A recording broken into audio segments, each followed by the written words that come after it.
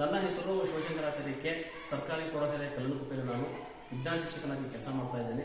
ನಾನು ಈ ಒಂದು ಸಂದರ್ಭದಲ್ಲಿ ನಮ್ಮ ಶಾಲೆಯಲ್ಲಿ ಕಲಿಕೆಯನ್ನು ಉತ್ತಮಗೊಳಿಸಬೇಕು, ಪರಿಣಾಮಕಾರಿ ಮಾಡಬೇಕು, ಮಕ್ಕಳಿಗೆ ಕಲಿಕಾಂಶಗಳು ಚೆನ್ನಾಗಿ ಅರ್ಥ ಆಗಬೇಕು ಅನ್ನೋ ಕಾರಣಕ್ಕಾಗಿ ಕೆಲವು ಸರಳವಾಗಿರ್ತಕ್ಕಂತಹ ಪರಿಣಾಮಕಾರಿಯಾಗಿರ್ತಕ್ಕಂಥ ಕಲಿಕೋಪಕರಣಗಳನ್ನು ತಯಾರು ಮಾಡಿದ್ದೇನೆ. ಆ ಕಲಿಕೋಪಕರಣಗಳು ಯಾವ್ಯಾವುದು ಮತ್ತು ಅವು ಹೇಗೆ ಕೆಲಸ ಮಾಡ್ತಾರೆ, ಅದರಿಂದ ಉಪಯೋಗ ಏನು ಅಂತಕ್ಕಂಥ ವಿಚಾರವನ್ನು ಈಗ ನಾನು ನಿಮ್ಮ ಮುಂದೆ ಹೇಳ್ತಾ ಹೋಗ್ತೇನೆ.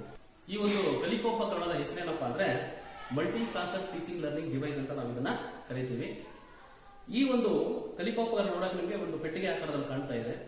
ಇದರ 5 ಮುಖಗಳನ್ನು ಅಂದ್ರೆ ಎಡಗಡೆದು, ಬಲಗಡೆದು, ಮುಂದುಗಡೆದು, ಹಿಂದುಗಡೆದು ಮತ್ತು ಮೇಲ್ಗಡೆದು ಈ 5 ಮುಖಗಳನ್ನು ಬಳಸಿಕೊಂಡು ನಾನು ಭೌತಶಾಸ್ತ್ರ ವಿಭಾಗದ 8, 9 ಮತ್ತು 10ನೇ ತರಗತಿಗೆ ಸಂಬಂಧಪಟ್ಟಂತೆ ಸುಮಾರು 16 ಪ್ರಯೋಗಗಳನ್ನ, ಸರಳವಾಗಿರತಕ್ಕಂಥ ಪ್ರಯೋಗಗಳನ್ನ ನಾನು ಮಾಡೋ ರೀತಿ ಏನ್ ಮಾಡಿದ್ದೀನಿ ಅಂದ್ರೆ ಈ ಒಂದು ಉಪಕರಣವನ್ನ ತಯಾರು ಮಾಡಿದ್ದೀನಿ.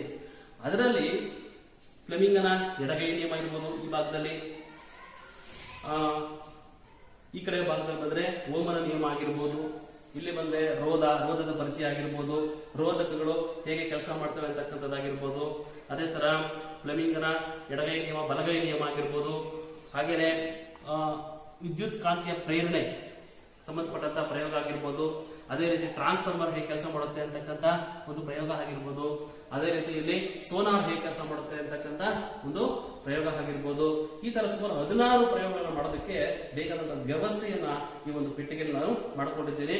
ಜೊತೆಗೆ ಏನಪ್ಪಾ ಅಂದ್ರೆ ಈ ಪೆಟ್ಟಿಗೆ ಕೆಲಸ ಮಾಡಬೇಕು ಅಂದ್ರೆ ಅಂತ ಹೇಳಿದ್ರೆ ಇದಕ್ಕೆ ವಿದ್ಯುತ್ ಶಕ್ತಿ ಅವಶ್ಯಕತೆ ಇದೆ. ಸೊ ಆ ವಿದ್ಯುತ್ ಶಕ್ತಿಯ ಅನ್ನ ಪೂರೈಸಿಕೊಳ್ಳೋಕೆ ನಾನು ಏನ್ ಮಾಡಿದ್ದೀನಿ, ಒಳಭಾಗದಲ್ಲಿ ಒಂದು ರೀಚಾರ್ಜಬಲ್ ಬ್ಯಾಟರಿನ ಇಟ್ಟಿದ್ದೀನಿ ಮತ್ತು ಆ ಬ್ಯಾಟರಿಯನ್ನ ಚಾರ್ಜ್ ಮಾಡೋದಕ್ಕೆ ನಾನು ಡಿಸಿ ಅಡಾಪ್ಟರ್ ಬಳಸಿಕೊಂಡು ಸಹ ನಾನು ಮನೆಯಲ್ಲಿ ಚಾರ್ಜ್ ಮಾಡಬಹುದು. ಇಲ್ಲ ಅಂದ್ರೆ ಇಲ್ಲಿ ಸೌರ ಫಲಕಗಳನ್ನು ಅಳವಡಿಸಿದ್ದೀನಿ. ಸುಮಾರು ಈ ಸೌರ ಫಲಕಗಳು 12 ವೋಲ್ಟೇಜ್ ವಿದ್ಯುತ್ ಅನ್ನ ನಮಗೆ ಸೂರ್ಯನ ಶಕ್ತಿಯನ್ನು ಹೀರಿಕೊಂಡು ನಮಗೆ ವಿದ್ಯುತ್ ಶಕ್ತಿಯಾಗಿ ಪರಿವರ್ತನೆ ಕೊಟ್ಟುಕೊಳ್ತವೆ. ಸೊ ಅದನ್ನು ಬಳಸಿಕೊಂಡು ಸಹ ನಾವು ಚಾರ್ಜ್ ಮಾಡಬಹುದು. ಸೊ ಆ ರೀತಿಯ ಒಂದು ವ್ಯವಸ್ಥೆಯನ್ನು ನಾನು ಮಾಡಿದ್ದೇನೆ. ಸೊ ಇದನ್ನು ನಾನು ತರಗತಿಯಲ್ಲಿ ಬಹಳ ಪರಿಣಾಮಕಾರಿಯಾಗಿ 10ನೇ ತರಗತಿಯ ವಿದ್ಯಾರ್ಥಿಗಳ ಪಾಠ ಬೋಧನೆಯಲ್ಲಿ ಇದನ್ನ ಬಳಸ್ತಾ ಇದ್ದೇನೆ. ಇಲ್ಲಿ 8, 9 ಮತ್ತು 10ನೇ ತರಗತಿಗಳಲ್ಲಿ ಬರ್ತಕ್ಕಂತಹ ರಾಸಾಯನಶಾಸ್ತ್ರ ಮತ್ತು ಭೌತಶಾಸ್ತ್ರಕ್ಕೆ ಸಂಬಂಧಪಟ್ಟಂತಹ ಕೆಲವು ಸರಳ ಪ್ರಯೋಗ ನಿರ್ವಹಣೆ ಮಾಡೋದಕ್ಕೋಸ್ಕರ ನಾನು ಇಲ್ಲಿ 3 ರೀತಿಯ ಪರೀಕ್ಷಕಗಳನ್ನು ಮಾಡಿಕೊಂಡಿದ್ದೇನೆ. ಇದು ಮೊದಲನೇ ಪರೀಕ್ಷಕ. ಇದರಲ್ಲಿ ಏನಪ್ಪಾ ಅಂತ ಹೇಳಿದ್ರೆ ಒಂದು LED ದೀಪ, ಒಂದು ಬ್ಯಾಟರಿ ಮತ್ತು ಒಂದು ತಾಮ್ರದ ತಂತಿ ಮತ್ತು ಇನ್ನೊಂದು ಕಬ್ಬಿಣದ ತಂತಿ ಇವುಗಳನ್ನ ಸರಣಿಯಲ್ಲಿ ಜೋಡಿಸಿಕೊಂಡು ಒಂದು ಸರಳ ವಿದ್ಯುತ್ ಮಂಡಲವನ್ನು ಮಾಡಿಕೊಂಡಿದ್ದೇನೆ. ಇದನ್ನ ಬಳಸಿಕೊಂಡು ನಾನು ಮಾಡಬಹುದು ಅಂತ ಹೇಳಿದ್ರೆ ಲೋಹಗಳು ಮತ್ತು ಅಲೋಹಗಳ ನಡುವೆ ಇರತಕ್ಕಂಥ ವಿದ್ಯುತ್ ವಾಹಕತೆಯಲ್ಲಿನ ವ್ಯತ್ಯಾಸವನ್ನು ಪತ್ತೆ ಮಾಡಕ್ಕೆ ಇದನ್ನು ಬಳಸಬಹುದು. ಅದೇ ರೀತಿ ನಾವು ದ್ರಾವಣಗಳು ವಿದ್ಯುತ್ ವಾಹಕತೆಯನ್ನು ಹೊಂದಿದಾವ ಅಥವಾ ಇಲ್ವಾ ಅಂತಕ್ಕಂಥದ್ದು ಸಹ ನಾವು ಪತ್ತೆ ಮಾಡೋಕ್ಕೂ ಸಹ ನಾವು ಪರೀಕ್ಷಕವಾಗಿ ಬಳಸ್ಕೋಬಹುದು. ಸೊ ಇಲ್ಲಿ ಏನ್ ಮಾಡಿದ್ದೀನಿ ಅಂದ್ರೆ LED ಬಲ್ಬ್ ನ ಸ್ಥಳದಲ್ಲಿ ನಾನು ಏನ್ ಮಾಡಿದ್ದೀನಿ ಅಂದ್ರೆ ಒಂದು ಬಜರ್ ಬಳಸಿದ್ದೀನಿ. ಅಂದ್ರೆ ಅಲ್ಲಿ ಏನಾಗುತ್ತೆ, ಇಲ್ಲಿ ನಮ್ಗೆ ದೀಪ ಹತ್ಕೊಳ್ಳೋದ್ರ ಮುಖಾಂತರ ಅದು ವಿದ್ಯುತ್ ವಾಹಕ ಇದೆಯಾ ಅಥವಾ ಇಲ್ವಾ ಅಂತಕ್ಕಂಥದ್ದು ಗೊತ್ತಾಗುತ್ತೆ. ಇಲ್ಲಿ ಶಬ್ದ ಉತ್ಪತ್ತಿ ಆಗುತ್ತೆ. ಶಬ್ದವನ್ನು ಉತ್ಪತ್ತಿ ಮಾಡೋದ್ರ ಮುಖಾಂತರ ನಾವು ವಿದ್ಯುತ್ ವಾಹಕತೆ ಹೊಂದಿದೆ ಅಥವಾ ಇಲ್ಲ ಅಂತಕ್ಕಂಥದ್ದನ್ನ ನಾವು ಪತ್ತೆ ಮಾಡಬಹುದು. ಅದೇ ತರ ಇಲ್ಲಿ ಬಂದಾಗ ಏನಪ್ಪಾ ಅಂತ ಹೇಳಿದ್ರೆ ಇಲ್ಲಿ ನಮಗೆ ಡಿಸ್ಪ್ಲೇನಲ್ಲಿ ಕಾಣುತ್ತೆ ಎಷ್ಟು ವಿದ್ಯುತ್ ಪ್ರವಾಹ ಅದರಲ್ಲಿ ಹರಿತಾ ಇದೆ ಅಂತಕ್ಕಂಥದ್ದನ್ನು ಸಹ ನಾವಿಲ್ಲಿ ಏನ್ ಮಾಡ್ಬೋದು, ಸಾಂಖ್ಯಿಕವಾಗಿ ನಾವು ಅಳತೆಯನ್ನು ಮಾಡಬಹುದು. ಸೊ ಆ ರೀತಿಯ ಒಂದು ವ್ಯವಸ್ಥೆ ಇದೆ. ಈಗ ಇದನ್ನ ಬಳಸ್ಕೊಂಡು ನಾನು ಒಂದು ಸಣ್ಣ ಪ್ರಯೋಗದ ಮುಖಾಂತರ ನಿಮ್ಗೆ ತೋರಿಸ್ತೇನೆ. ನೋಡಿ, ಇಲ್ಲಿ ಒಂದು ಅಲ್ಯೂಮಿನಿಯಂ ಕಂಬಿ ಇದೆ. ಈ ಅಲ್ಯೂಮಿನಿಯಂ ಕಂಬಿ ಅಂತಕ್ಕಂಥದ್ದು ವಿದ್ಯುತ್ ವಾಹಕದ ಅಥವಾ ವಿದ್ಯುತ್ ಅವಾಹಕನ ಅಂತಕ್ಕಂಥದ್ದನ್ನು ನಾವಿಲ್ಲಿ ಪತ್ತೆ ಮಾಡಬಹುದು. ನೋಡಬಹುದು, ಇಲ್ಲಿ ಆ ತೆರೆದ 2 ತಂತಿಗಳ ತುದಿಗಳನ್ನು ಅಲ್ಯೂಮಿನಿಯಂಗೆ ಸ್ಪರ್ಶಿಸಿದಾಗ ಏನಾಗ್ತಾ ಇದೆ, ಇಲ್ಲಿ LED ದೀಪ ಗ್ಲೋ ಆಗ್ತಾ ಇರೋದು ನೀವು ನೋಡಬಹುದು. ಅದೇ ರೀತಿ ಇಲ್ಲಿ ನೋಡಿ ಬಜರ್ ಅಂತಕ್ಕಂಥದ್ದು ಏನಾಗುತ್ತೆ, ಕೂಗ್ಕೊಳ್ತಾ ಇದೆ. ಅಂದ್ರೆ ಇದು ವಿದ್ಯುತ್ ವಾಹಕ ಅಂತ ಗೊತ್ತಾಗುತ್ತೆ. ಅದೇ ರೀತಿ ಇಲ್ಲಿ ನೋಡಿದಾಗ ಈಗ ಅಲ್ಲಿ 0.00 ಕಾಣ್ತಾ ಇದೆ. ನೋಡಿ, ಆ ತಂತಿಯ ತೆರೆದ 2 ತುದಿಗಳನ್ನು ಟಚ್ ಮಾಡ್ತೀನಿ. ಈಗ ಇಲ್ಲಿ ಒಂದು ಸಂಖ್ಯೆ ಅಂತಕ್ಕಂಥದ್ದು ನೀವು ಬರ್ತಾ ಇದೆ. ಅಂದ್ರೆ ಅಷ್ಟು ಪ್ರಮಾಣದಲ್ಲಿ ಇದ್ರಲ್ಲಿ ಏನಾಗ್ತಾ ಇದೆ ಅಂದ್ರೆ ವಿಭವಾಂತರ ಅಂತಕ್ಕಂಥದ್ದು ಉಂಟಾಗ್ತಾ ಇದೆ ಅಥವಾ ವಿದ್ಯುತ್ ಪ್ರವಾಹ ಅಂತಕ್ಕಂಥದ್ದು ಹರಿತಾ ಇದೆ ಅಂತಕ್ಕಂಥದ್ದು ನಾವು ನೋಡಬಹುದು. ಸೊ ದ್ರಾವಣಗಳ ವಿಚಾರಕ್ಕೆ ಬಂದಾಗ ನೋಡಿ, ಇಲ್ಲಿ ಒಂದು ದ್ರಾವಣ ತೆಗೆದುಕೊಂಡಿದ್ದೆ ನಾನು. ಈ ದ್ರಾವಣದಲ್ಲಿ ಈ ತಂತಿಯ 2 ತುದಿಗಳನ್ನು ಮುಳುಗಿಸಿದಾಗ ನೋಡಿ LED ಬಲ್ಬ್ ಏನಾಗ್ತಾ ಇದೆ, ಪ್ರಕಾಶಮಾನವಾಗಿ ಗ್ಲೋ ಆಗ್ತಾ ಇದೆ. ಇದರ ಅರ್ಥ ಏನು ಅಂದ್ರೆ ಈ ದ್ರಾವಣ ಒಂದು ವಿದ್ಯುತ್ ವಾಹಕತೆ ಅಂತಕ್ಕಂಥ ಗುಣವನ್ನ ಹೊಂದಿದೆ ಅಂತ. ಅದೇ ರೀತಿ ಇಲ್ಲಿ ನೋಡಿ 2ನೇ ಸೂಚಕವನ್ನು ಇಡ್ತಾ ಇದ್ದೇನೆ, ಶಬ್ದ ಬರ್ತಾ ಇದೆ. ಇದರ ಅರ್ಥ ಏನು, ವಿದ್ಯುತ್ ಪ್ರವಾಹ ದ್ರಾವಣದ ಮುಖಾಂತರ ಹರಿತಾ ಇದೆ ಅಂತಕ್ಕಂಥದ್ದು ನಮ್ಗೆ ಗೊತ್ತಾಗುತ್ತೆ. ಅದೇ ರೀತಿ ನಾವಿಲ್ಲಿ ಈ ಒಂದು ಸೂಚಕವನ್ನು ಮುಳುಗಿಸಿದಾಗ ಅಲ್ಲಿ ಒಂದು ಸಂಖ್ಯೆ ಬರ್ತಾ ಇದೆ. ಅಂದ್ರೆ ಎಷ್ಟು ಪ್ರಮಾಣದಲ್ಲಿ ವಿದ್ಯುತ್ ಪ್ರವಾಹ ಹರಿತಾ ಇದೆ ಅಥವಾ ವಿಭವಾಂತರ ಎಷ್ಟು ಇದೆ ಅಂತಕ್ಕಂಥದ್ದು ನಮಗೆ ಕಾಣ್ತಾ ಇದೆ.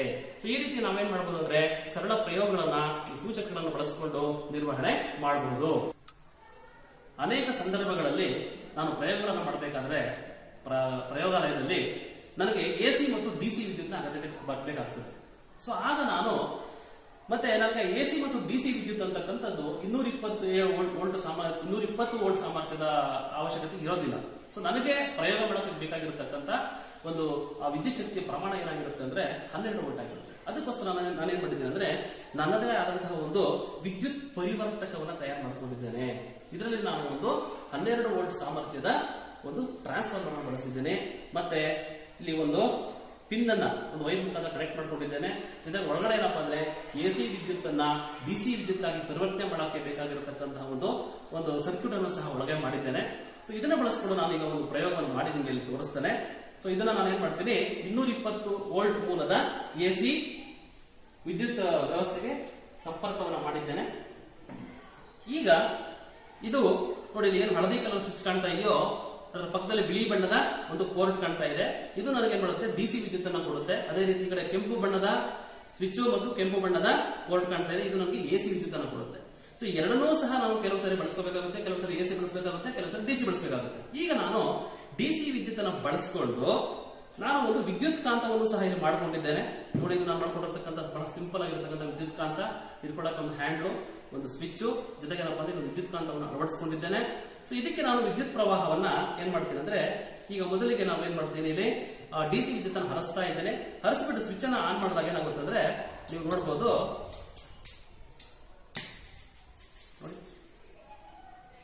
ಬಹಳ ಸುಲಭವಾಗಿ ಏನಾಯ್ತು, ಇಲ್ಲಿ ಕಾಂತಶಕ್ತಿ ಬಂತು. ಅಂದ್ರೆ ಇದು ವಿದ್ಯುತ್ ಕಾಂತ.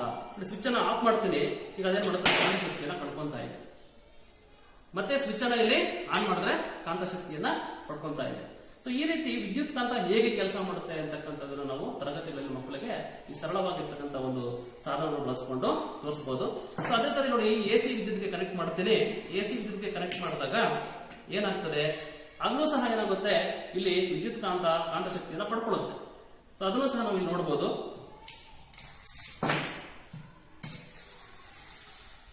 ನೋಡಿ, ಕಾಂತಶಕ್ತಿಯನ್ನು ಪಡ್ಕೊಂಡು ಏನಾಗಿದೆ, ಈಗ ಕಬ್ಬಿಣದ ವಸ್ತುವನ್ನು ಆಕರ್ಷಣೆ ಮಾಡಿದೆ. ಜೊತೆಗೆ ಶಬ್ದ ಬರ್ತಾ ಇದೆ. ಶಬ್ದ ಯಾಕೆ ಬರ್ತಾ ಇದೆ?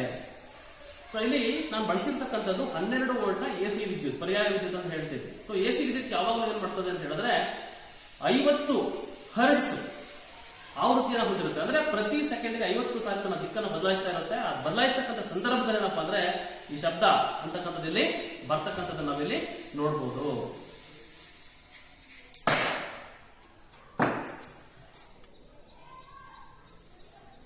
ಸೊ ಇಲ್ಲಿ ನಾನು ಒಂದು ಸಣ್ಣ ಉಪಕರಣವನ್ನು ತೋರಿಸ್ತಾ ಇದ್ದೇನೆ ನಿಮಗೆ. ಇದರ ಹೆಸರೇನಪ್ಪಾ ಅಂದ್ರೆ ವೋಲ್ಟ್ ಮೀಟರ್ ಅಮ್ಯೂಟರ್ ಮೆಜರಿಂಗ್ ಮಾಡ್ಯೂಲ್ ಅಂತ. ಸಾಮಾನ್ಯವಾಗಿ ನಾವು ಏನ್ ಮಾಡ್ತೀವಿ ಅಂತ ಹೇಳಿದ್ರೆ, ಪ್ರಯೋಗಗಳನ್ನು ಮಾಡಬೇಕಾದ್ರೆ ಅನಲಾಗ್ ವೋಲ್ಟ್ ಮೀಟರ್ ಮತ್ತು ಅಮ್ಯೂಟರ್ ಬಳಸ್ತೀವಿ. ಅವು ಈ ರೀತಿ ಇರ್ತವೆ. ನೋಡಿ, ಇದರ ಗಾತ್ರ ಇದು ವೋಲ್ಟ್ ಮೀಟರ್, ಕೇವಲ ಬರೀ ವೋಲ್ಟ್ ಮೀಟರ್ ಮಾತ್ರ ಇಷ್ಟ ಇದು. ಅದೇ ರೀತಿ ಇದು ಅಮ್ಮೀಟರ್. ಸೊ ಈ ಗಾತ್ರ ಇರ್ತದೆ ವೋಲ್ಟ್ ಮೀಟರ್ ಅಮ್ಮೀಟರ್. ಇವುಗಳನ್ನ ಬಳಸೋದು ಸ್ವಲ್ಪ ಕಷ್ಟ ಆಗುತ್ತೆ ನಮಗೆ. ಜೊತೆಗೆ ಏನಪ್ಪಾ ಅಂದ್ರೆ ಅದನ್ನು ರೀಡಿಂಗ್ ತಗೊಳ್ಳೋದು ತುಂಬಾ ಕಷ್ಟ ಇರುತ್ತೆ. ಸೊ ಹಾಗಾಗಿ ಆ ಎರಡೂ ಸಮಸ್ಯೆಗಳನ್ನು ನಿವಾರಣೆ ಮಾಡಬೇಕು. ಬಹಳ ಸುಲಭವಾಗಿ ನಾವೇನ್ ಮಾಡಬೇಕು ಅಂದ್ರೆ ವೋಲ್ಟೇಜ್ ಮತ್ತೆ ಕರೆಂಟ್ ಅನ್ನ ಮೆಜರ್ ಮಾಡಬೇಕು, ಅಳತೆ ಮಾಡಬೇಕು ಅನ್ನೋ ಕಾರಣಕ್ಕೆ ನಾನೇನ್ ಮಾಡಿದ್ದೀನಿ ಅಂದ್ರೆ ಡಿಜಿಟಲ್ ವೋಲ್ಟ್ ಮೀಟರ್ ಅಮ್ಮೀಟರ್ ಅನ್ನು ನಾನು ಬಳಸ್ಕೊಂಡಿದ್ದೇನೆ. ಸೊ ನೀವು ನೋಡಬಹುದು, ಇಲ್ಲಿ ನಿಮ್ಗೆ 2 ರೀಡಿಂಗ್ ಕಾಣ್ತಾ ಇದೆ. ಮೇಲ್ಗಡೆ ಕೆಂಪು ಬಣ್ಣದಲ್ಲಿ ಕಾಣ್ತಾ ಇರತಕ್ಕಂಥದ್ದು ವೋಲ್ಟೇಜು, ಕೆಳಗೆ ನೀಲಿ ಬಣ್ಣದಲ್ಲಿ ಕಾಣ್ತಾ ಇರತಕ್ಕಂಥದ್ದು ಕರೆಂಟ್.